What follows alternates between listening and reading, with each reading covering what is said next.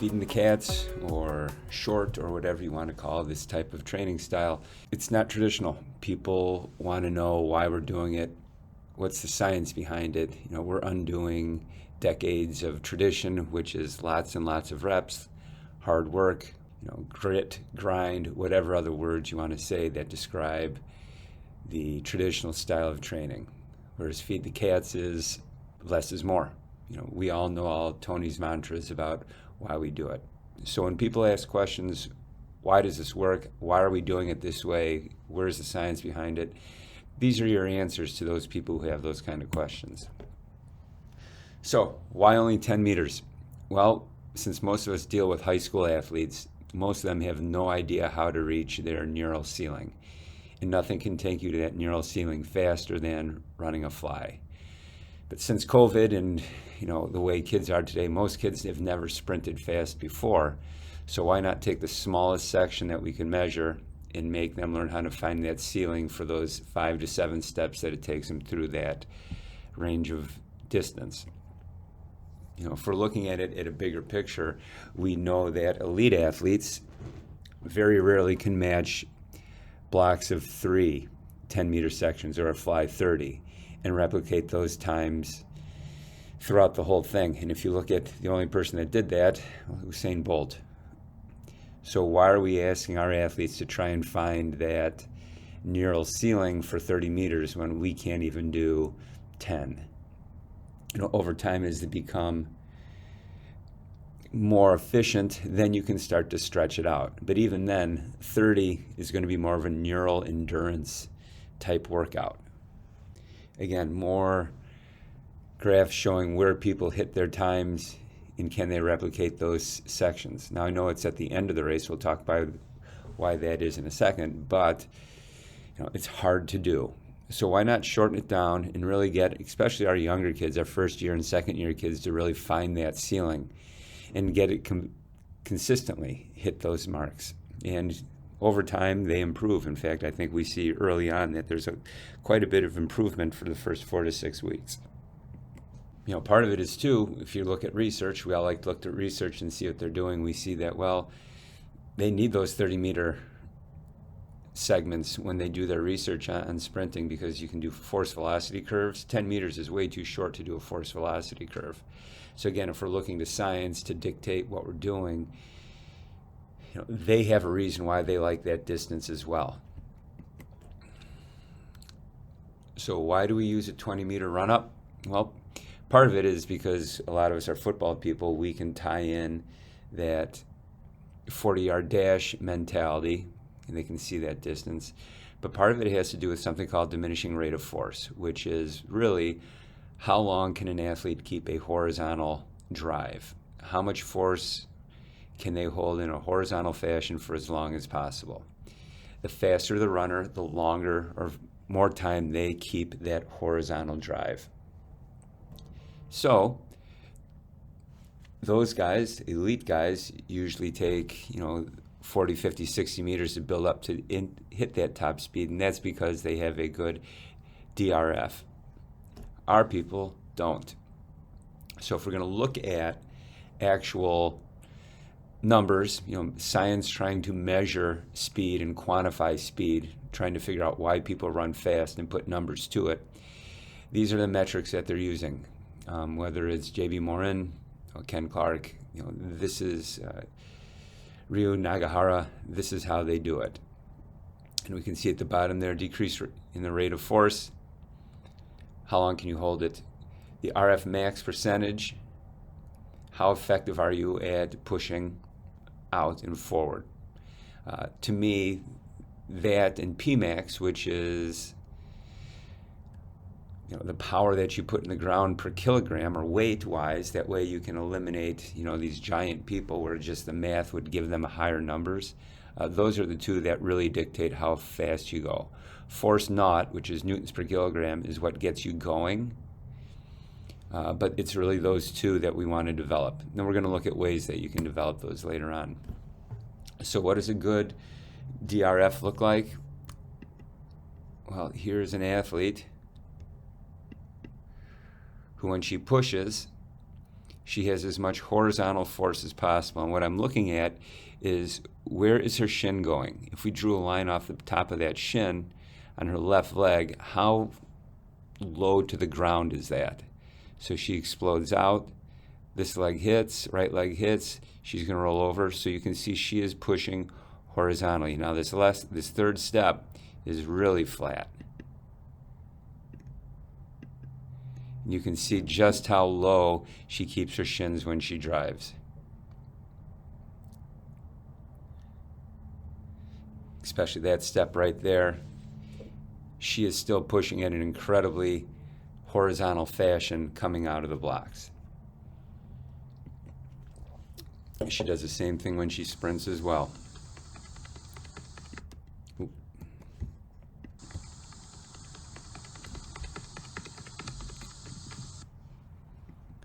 What does a bad one look like?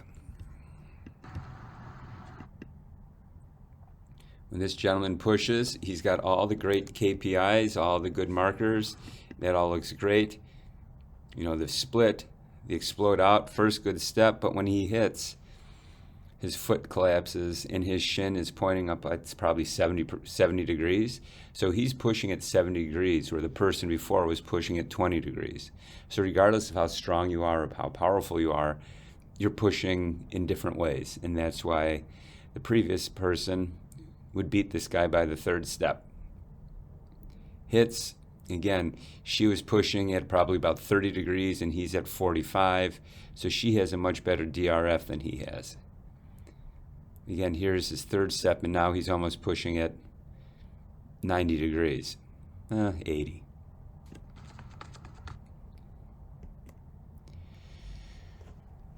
Why longer rest periods? Well, as we'll see from research here coming up through this presentation, you need 8 to 12 minutes in between sets in order to allow your nervous system to completely recharge and get up to a point. Now, you're going to get into fatigue because of chemical reasons, which we'll look at, as well as how we can build that. But you need to have 8 minutes. And why less training periods? We'll see in the research here that you need days to recover from a taxing CNS workout. Here's some research that kind of prove that.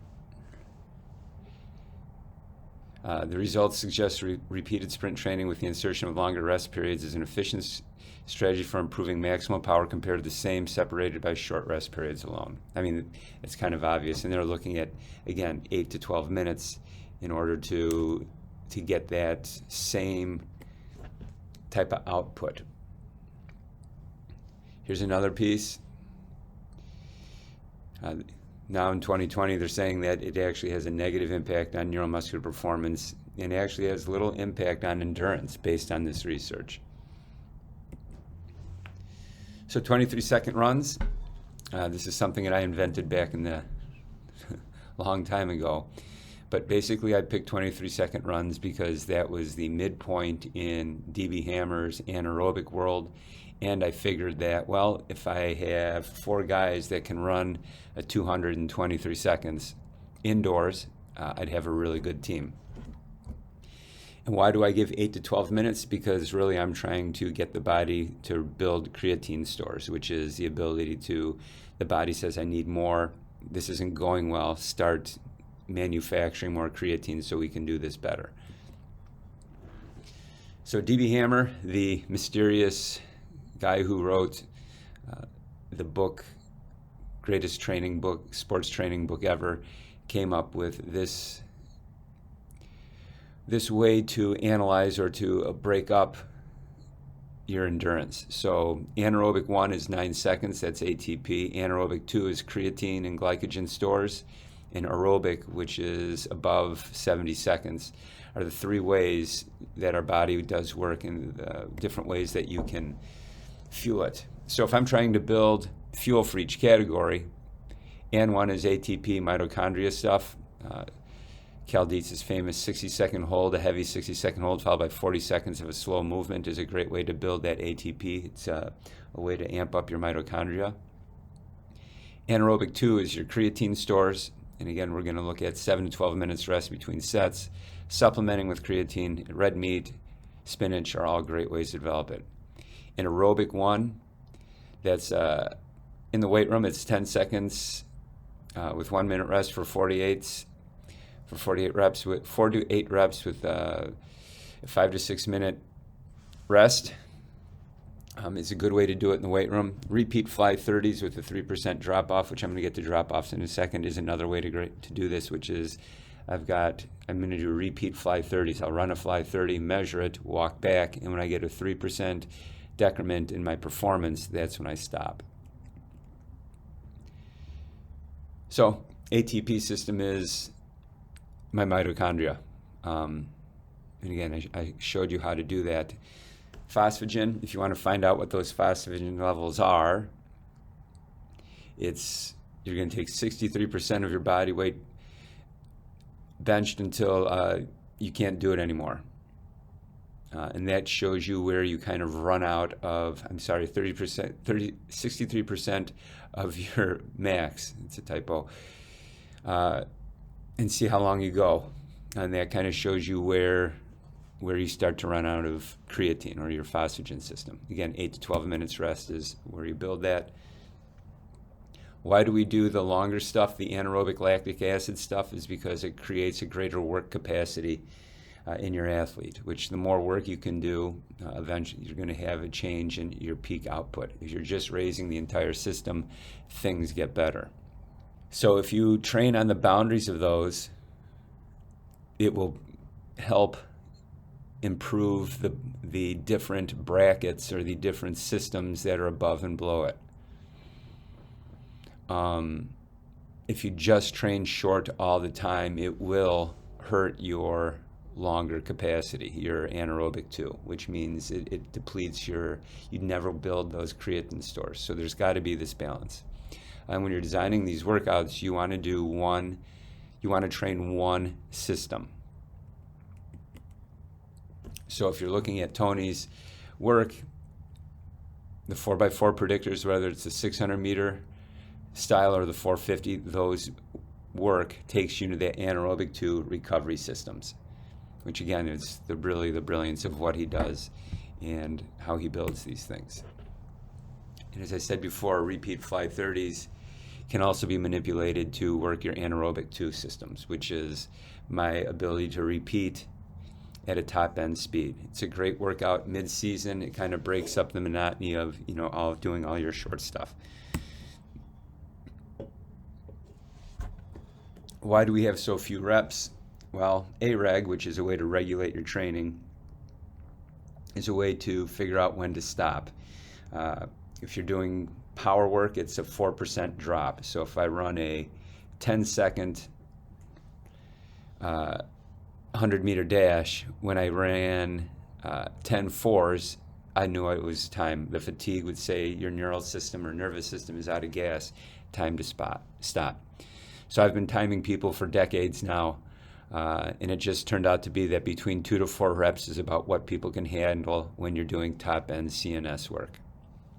So if you're looking at how DB Hammer breaks this up, you have 3 different worlds. You have a rate world, a magnitude world, and a duration world. Rate is how fast can I turn things over. Neural world is how long can I push for, and magnitude is true power. We want to try and balance that out with our different athletes to see where they're weak, and if we can build the other end of that spectrum, we can raise the roof or create a larger ceiling for that magnitude or for the progress to improve. And ideally, the idea is to push that magnitude number higher and higher. So there has to be a balance in training. So again, X Factor days in Feed the Cats turn out to be magnitude work. Plyometrics are magnitude work. And if you're short on time and you want to be efficient, probably the best way to do it is you do mag work in order to develop that power. How do we know how many sets and reps to do when we train? That's what auto-regulation comes from. DB Hammer, again, came up with the system a long time ago when he wrote this book, and it's basically a way to regulate an individual athlete's training so they are doing the exact amount that their nervous system is ready for. When we plan things, we have no idea what's going on in their life 6 months out when we make the plan. AREG is a way to make sure that they're doing the exact amount of work, and more importantly, how fast you can recover. We can determine, based on what he found, recoveries in days, minutes, so on and so forth, to have a much better planned workout. So one thing you can do is you can figure out what type of athlete that you have. So when we looked at that breakdown before, you may have a duration dominant athlete, which means maybe you should do some rate work, which is how fast can you move. If we look at a very simple way to figure out, one thing that I do is I look at drop jumps. He's standing on a 24-inch box. You should have maybe been a little bit higher, but when you drop off a box, if you don't go higher than the box, when you rebound, you're a duration athlete, meaning you don't have any power. You may be strong, but you can't absorb that energy and put it back in. So when you see him jump, he comes up higher than the box when he rebounds.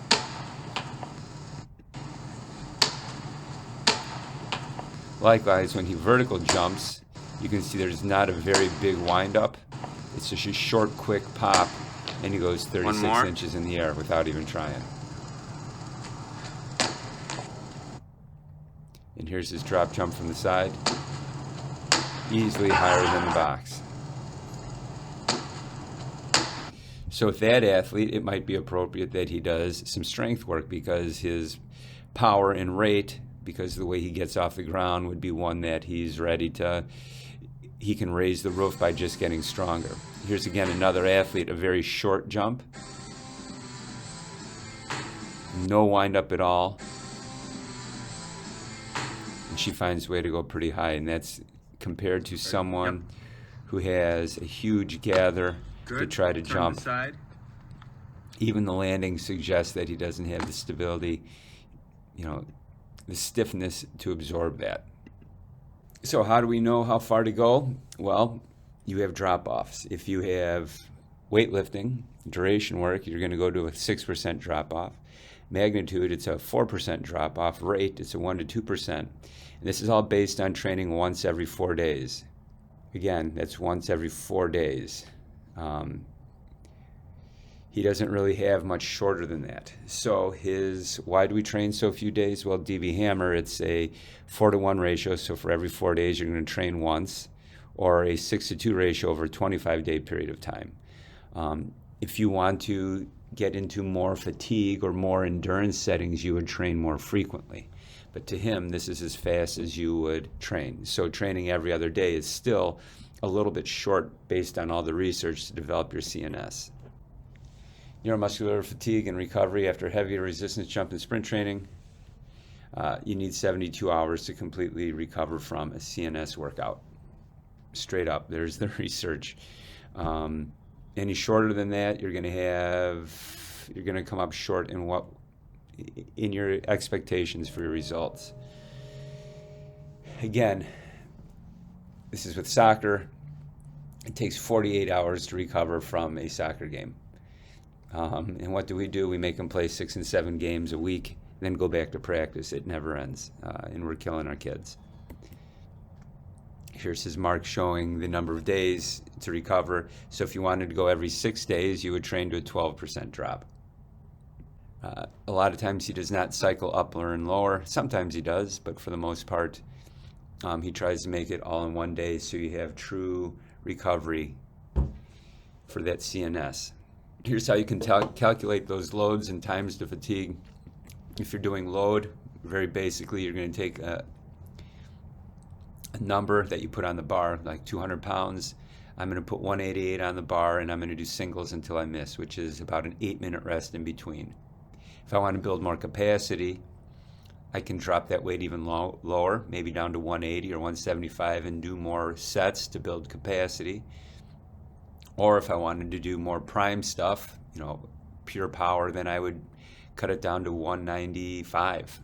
And then same thing, work that capacity or that push. Height, same type of thing. I'm going to take a vertical jump, know what my number is. When I'm at 5% decrement in performance, then I stop. It's that simple. Time, again, this is like a 23-second run. I'll go 5%. So if you run 200 meters, I'll put a mark at 195. On your second rep, if you make 195, you get to do 3. And if you have to go again, if you make it, again, 195, you make it again. You keep going until you miss that number. Same thing with reps. I think you'll see that DB Hammer does everything by time. But when I'm short by a rep at that percentage, I cut the exercise. So here's what his blocks look like. You can see that he does have an upper day in there. I think he trains upper body once every week, once every 6 days. But you can see how much he is off, and especially that week 2 coming off the meet. We only trained 1 day that week. And again, your schedules for drops based on that as well on the right-hand side.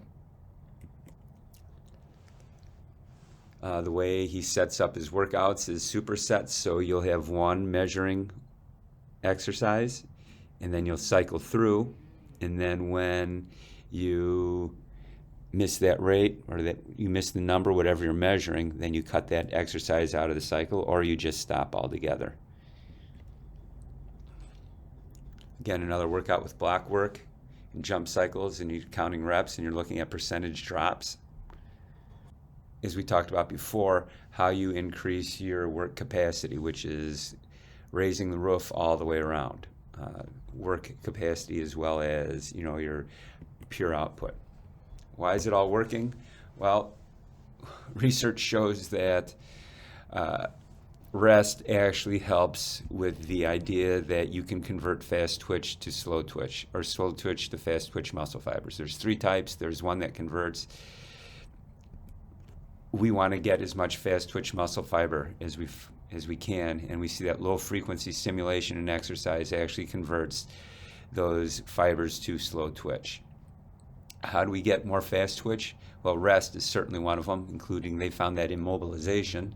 Immobilizing a limb actually had the best way to convert to fast twitch. Hind limb suspension, which is that leg back in an exercise, and microgravity, whether it's overspeed or French contrast, banded jumps, all help fast twitch muscle fibers.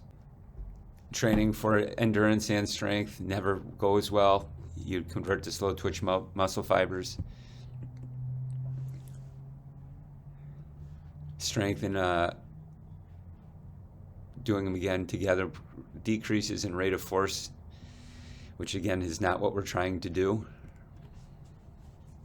And again, more rest. It takes 96 hours to convert to fast twitch. So that's how much rest they're looking to get in between workouts. Upper body training, not as much. That part of your body does better with more rest, as we see from DB Hammer. And the workout that I'll show later on, it's not very frequent that you do upper body to get really good results. Here's one of his upper body workouts. You can see he cycles through based on isometrics or basic movements, and how he breaks down his upper body cycle with duration and magnitude work. How to stop the fly 10 stall. I make it longer. Again, you can change rest periods. You can change environment by getting them tired before they run. Add exercises in between. Give them more rest in between. If you're messing with those rest periods, it's going to have a huge impact on what the body puts out. As I said, you can add supersets. Change the environment, water bags, no shoes, one shoe. Take away arms, hold your arms a certain way, but put the body in a different situation where it has to learn to move quick. And as we saw before, tempo runs and in other endurance stuff, it wrecks your nervous system. And we don't want to do that, especially with a high school athlete. We are there to drive or increase a bigger nervous system. Again, more research to what the body responds to, and unfortunately a lot of people train and they're converting those muscle fibers into slow twitch.